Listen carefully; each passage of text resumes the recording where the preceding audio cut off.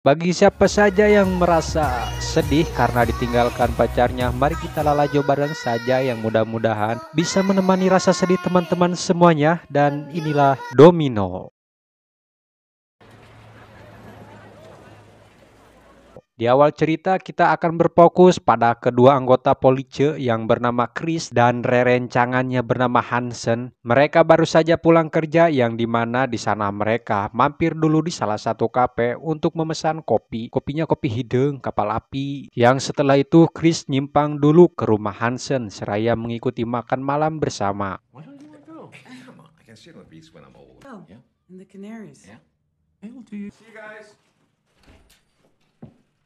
Sana terlihat dari wajah Hansen yang penuh kelelahan akibat disibukkan dengan pekerjaannya dan kurangnya tidur karena selalu menjaga istrinya yang lagi sakit. Di tempat lain, Chris tengah tertidur bersama seorang wanita yang mana Hansen sudah menunggunya di luar untuk mengajaknya berpatroli malam ini. Namun dia sampai lupa dengan senjatanya. Baru saja berjalan beberapa meter dari sana, mereka mendapatkan berita bahwasanya ada laporan pertengkaran di rumah. Karena kebetulan juga mereka sedang berada di dalam tugas setelah mendapatkan alamatnya, mereka lekas menuju ke TKP tersebut. Di mana saat mereka akan masuk lift di hotel tempat kejadian, mereka berpapasan dengan seorang pria yang terlihat mencurigakan. Gimana tidak mencurigakan coba? Karena sepatunya dipenuhi dengan bekas darah sehingga mereka pun menangkap si pria itu saat itu juga.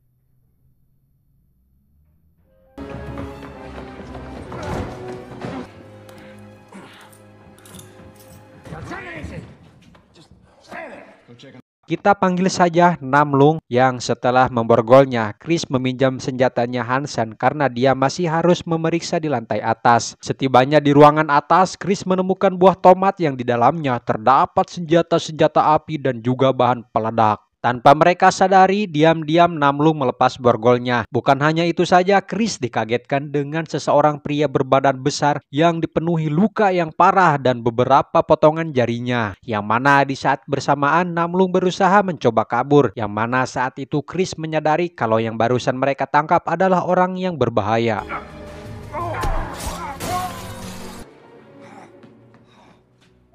Dan benar saja, Hansen sudah ditemukan dengan luka yang dia dapatkan di lehernya. Tanpa memperdulikan luka di lehernya, Hansen meminta Chris untuk lebih baik saja cepat menangkapnya. Yang mana di sana Chris melompat melewati atas genteng orang-orang yang lagi tibra-tibranya sare.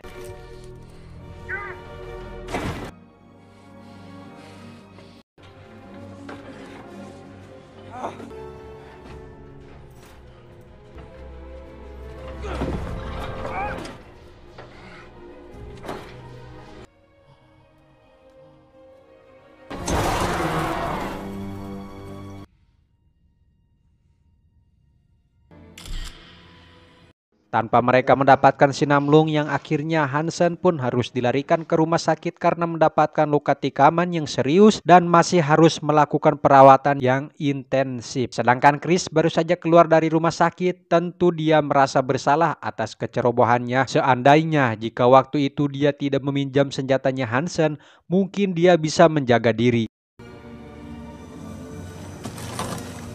Di sana Chris pun menjalani hukuman dari atasannya di mana dia mengakui semua atas kecerobohannya yang kemungkinan akan berujung pada skornya. Berdasarkan hasil investigasi dari FBI, mereka menemukan ayah si Namlung yang mendapatkan kekejaman atas sekelompok radikal. Dan mungkin saja kembalinya si Namlung kemungkinan besar dia berniat mencari kelompok tersebut.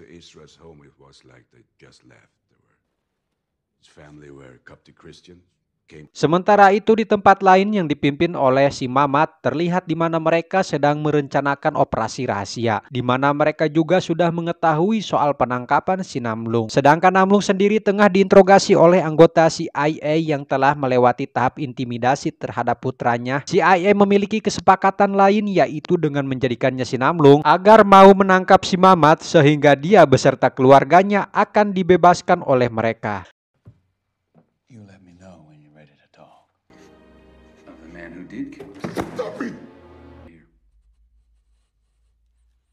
Chris dan rekan polisinya kita panggil saja Enci.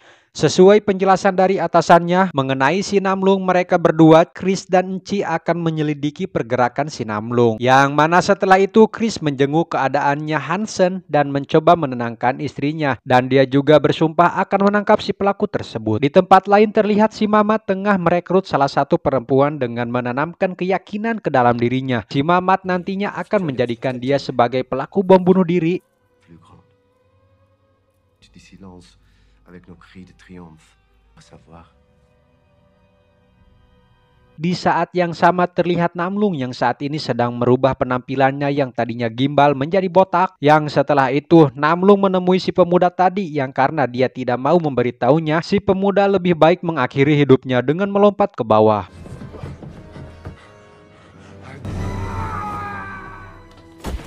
Di sana Namlung menemukan berupa berkas dan juga handphone si pemuda sehingga anggota CIA tahu lokasi si Mamat saat ini. Di tempat lain sendiri si Mamat tengah menyaksikan si perempuan yang menjalankan aksi bom bunuh diri. Si Mamat memberikan instruksi kepada si perempuan yang walaupun tersimpan rasa takut dia tetap melakukannya.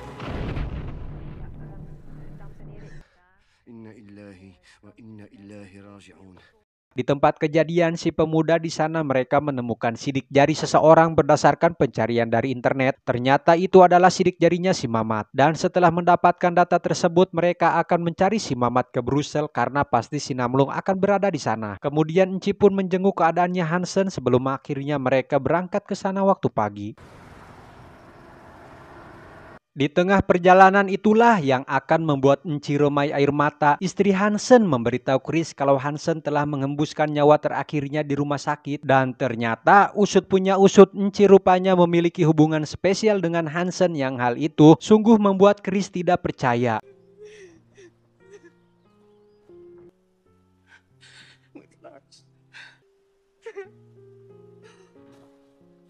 Setelah mereka tiba di Penhagen, seorang pemuda menghampiri Chris, sok berlaga jago ala-ala ormas, sehingga salah satu pemuda tersebut menjadi pelampiasannya Chris yang sedari tadi tak kuat menahannya.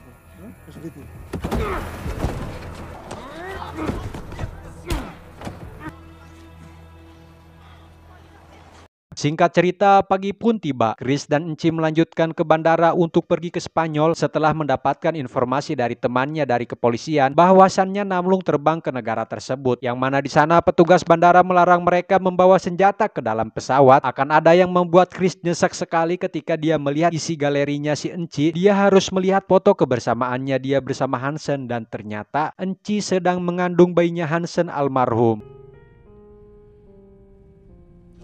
Nampak terlihat Namlung yang mana setelah diberitahu agen CIA, dia menemui seorang pria yang dekat dengan si Mamat. Tepatnya juga dia pemilik kedai ini yang karena dia tidak mau memberitahu di mana si Mamat, terpaksa Namlung harus mengeksekusinya.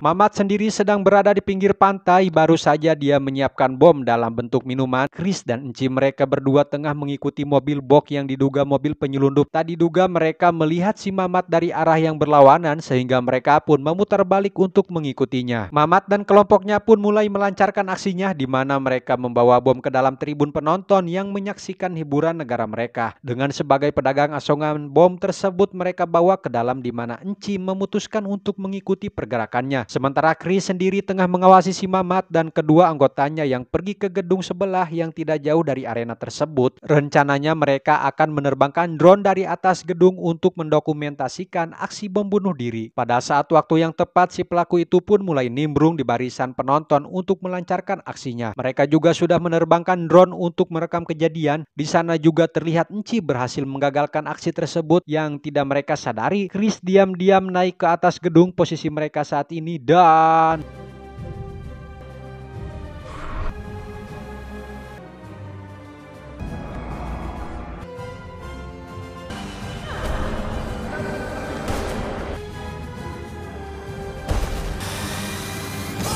Setelah dengan kejadian yang mendebarkan barusan, Enci memutuskan untuk menghubungi atasannya bahwa mereka sudah menangkap si Mamat. Sehingga kemudian si atasan pun menghubungi agen CIA untuk menukarkan si Mamat dengan si Namlung. Dia kemudian dibawa ke atas gedung lokasi Chris berada saat ini, di mana dengan matinya si Mamat, agen CIA membatalkan kesepakatan yang mana katanya akan membebaskan keluarganya si Namlung.